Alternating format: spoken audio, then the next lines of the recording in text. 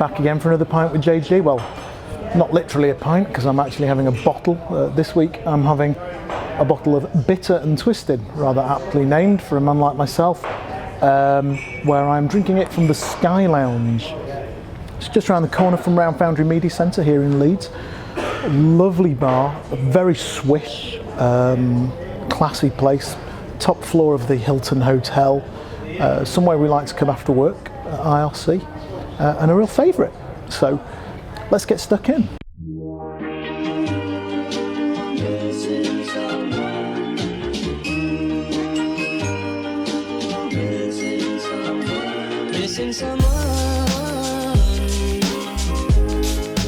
Today what I want to talk to you about is some research that we've been doing internally in the business in terms of success and failure rates of international sales hiring campaigns. So what I'm talking about is the kind of campaign where an American or an Israeli or an Australian client will try and sit down and say, okay, let's penetrate the UK or the EMEA market, let's put somebody in somewhere in the EMEA territory. And what we've done is we've done quite a bit of detailed research into what we see in the market, both in opportunities that we work on and also in terms of other opportunities that we see candidates that talk to us have been involved in. We've done some research into success rates, failure rates, and where people are really up to with those. And I'm going to tell you a little bit more about that today. I think you're going to find it pretty interesting.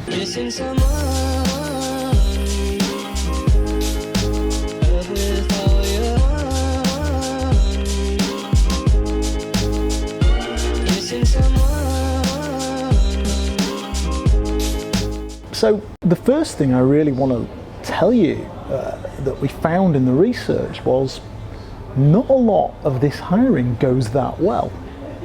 A lot of the hires fail. I think the statistic that I'm probably going to come to you with later on in this particular video blog is 71% we found of hires that take place internationally, where people are trying to penetrate the EMEA market in sales recruitment, tend to fail within the first year. And we're going to give you a little bit of an explanation today, or I'm going to give you a bit of an explanation as to why. So one of the things that we asked when we were talking to people that had departed from these kind of roles was, why? Why were you leaving these jobs so quickly and so soon after only having joined them for a year? 28% of the people that we spoke to said that isolation was one of the key reasons why they were leaving. And what we mean by that is, let's just use a US organisation as a prime example. They come over to Europe or to the EMEA territory. They put typically a salesperson in the London area or somewhere in the United Kingdom. They've got a pre-sales guy somewhere in Spain. They've got the rest of the technical resource over in the United States. The guy's boss is in the States. And best case scenario is that there is the time difference between, for example, somewhere like Leeds and New York. So if you want to get anything done, you want to talk to a colleague, you want to speak to anybody, you got to ring New York at some point during the working day. And what we find is people just find that whilst they first were very excited about taking a role like that, and they were first particularly excited about being the solo guy in the UK with all the stock options and everything that might have come with a position like that, the opportunity to grow in a EMEA territory, what they actually find is they're very, very isolated, they're very much on their own, and you're a very long way away from the office. The kind of people that end up in these solo jobs where they're sales director EMEA, they're the kind of people who aren't afraid of hard work. And they're the kind of people who aren't afraid of a challenge. But what you do tend to find is that irrespective of how tough and how successful and how switched on and sharp they are, there's usually a point at which the isolation becomes painful. Let's take a UK new employee building an EMEA territory for a Californian company. That time difference is going to be pretty brutal. So to even liaise with and to have the general banter that you have even in a once a week or even a once a fortnight office environment where there's that little bit of human touch, to do that, you've got to stay up till the middle of the night. And if you're going to stay up till the middle of the night, that's okay, because most of the people that we typically place in those roles, they're not afraid of hard work, but at some point that's going to really take its toll on an individual. What we usually find when we're interviewing people who are coming out of roles like this is we get feedback when we ask them, what kind of role are you looking for? And we typically focus on the environmental needs of a candidate. They'll usually say to us, well, I'm really looking for something now where I can go to an office and have some banter with people, or somewhere where I can bounce off ideas off other people, or where I can walk the corridors of power.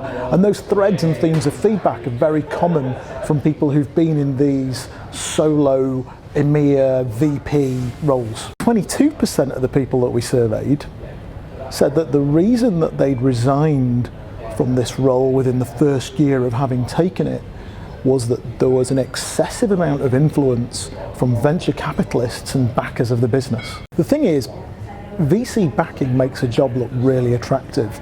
There are all the things that come with a VC-backed business, but particularly there's, and I've talked about it before, that long, far-off promise of some stock options and an easy exit as the salesman skips into the sunset.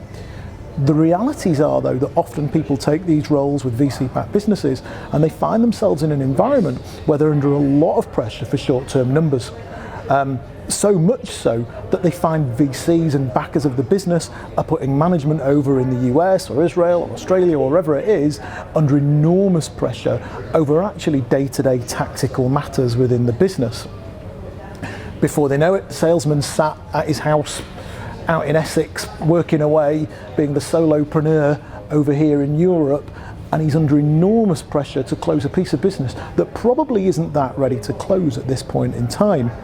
Now, what we find is that the kind of people that are going to take those kind of roles, we've seen them all before, EMEA VP, SVP for the EMEA and Asia Pac region, or actually they're just one salesman sat on his own in his home office. The kind of people who take those jobs, they usually take them and they usually get offered them because of the depth and strength of their immediate network within the market in which they operate, and their perceived ability to rapidly bring on board new opportunities and new clients. Now, they get into a role that's VC backed, they're working away, the VCs are putting enormous pressure on the VP over in the US or wherever he's based, and all of a sudden the guy in England is under horrendous pressure to close business that's not ready to close. In turn, he becomes nervous about putting what has become a very valuable network that he's built over a very long period of time under undue pressure. So what we find is that that need to protect what has become an extremely valuable network to what are often quite journeyman salespeople who tend to move around quite a bit, that need to protect that network often means that in the end they end up resigning from the position rather than actually destroying valuable contacts that those individuals have acquired over a period of time. One of the key reasons these roles don't work out, in fact 20% of the people in our survey said that a lot of it was due to a lack of technical resource. And what we mean by that is companies are typically, when they arrive in the EMEA region, pretty tentative with their growth plans. They think, okay, well, we'll put a salesperson on the patch first, he'll be okay. When he's built some pipeline, then we'll start adding resource, marketing resource, technical resource, and doing all the things we need to do to build the infrastructure around him. And they hope that once he's got the pipeline, they can justify the spend of putting some technical people on an aeroplane into Europe and so on. What actually happens is that it becomes very difficult for the salesperson in question to win a lot of the deals. Firstly, they can't speculatively go after a deal. They can only go after a really, really well qualified one. So they don't have the leeway of saying, do you know what, I'm just going to take a bit of technical resource out on the road with me today because actually I wonder if this could turn into a deal if we could really get a better understanding or if we could really prove a case a little bit more to the client. So they don't have that capacity to work on perhaps more slightly speculative deals and opportunities. What also then tends to happen is that actually the client says, well, we'll fly them in when we've got a deal on the go, but it's a chicken and egg situation. More specifically, and what a lot of people say to us is very challenging, is they get to a point where they have got a decent deal on the go, and actually the local resource are already hogging the technical resource that there is. And as a result, they find it very difficult to bring these deals on board. So like I say, 20% of the people that leave these jobs, it's usually down to a lack of technical resource. 26% of the sample were really frustrated with what they felt was a lack of localization in the EMEA market from the companies that they'd gone to work for. So what I typically mean by that, and when we really probed a little bit deeper into some of those candidates, what a lot of them were saying was that the company that they'd gone to work for simply didn't understand the territory. And more to the point, their technology wasn't necessarily adaptable to the territory, and equally their marketing message and their value propositioning wasn't adapted to the territory. And as a result, it was very difficult for that individual to be successful within the patch.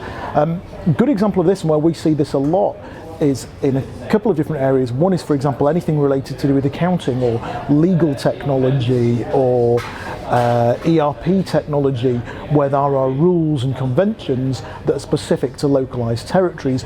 We often find that companies that are new entrants aren't 100% aware of what they're getting themselves into. So software may be 95% ready, but there's that 5% localization issue that actually is often the difference between a salesperson succeeding or failing in the final analysis.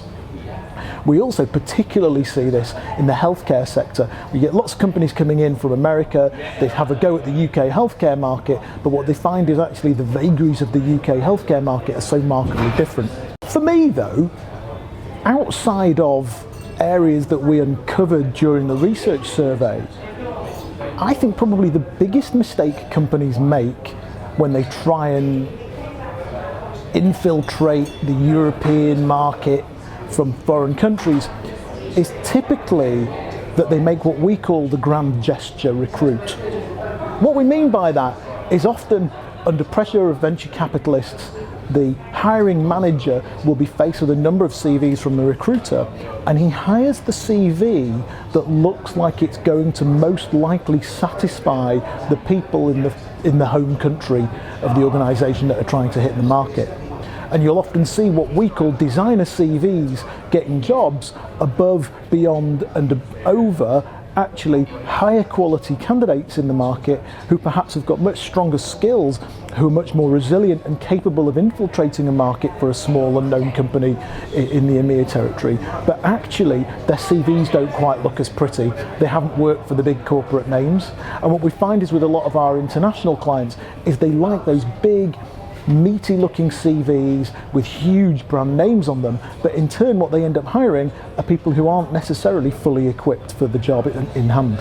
Final reason though, and it's a pet topic, those of you who know me will know me well enough to know now that I rabbit on about this subject all the time.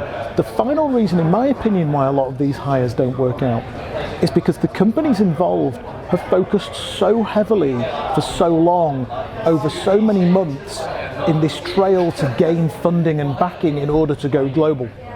And in doing so, they've worked very, very hard on building tremendous value propositions for their technology.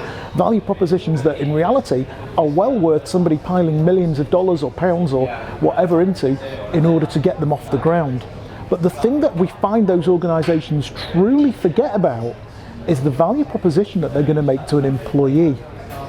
As a result of the fact that they don't really think about the value proposition they're going to make to an employee, they attract a completely different kind of animal in the recruitment campaign.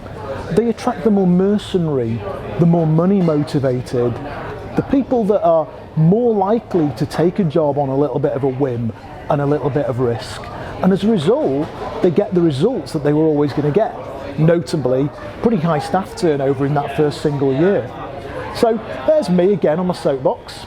I'm in the Sky Lounge. It's been nice, it's been emotional. It's getting dark outside. Might just treat myself to another bottle of this lovely bitter and twisted before I go. Next time you see me, it'll be Christmas. So I'll be wearing my Christmas hat, doing my whole Santa Claus thing. Thank you again for watching. See you later.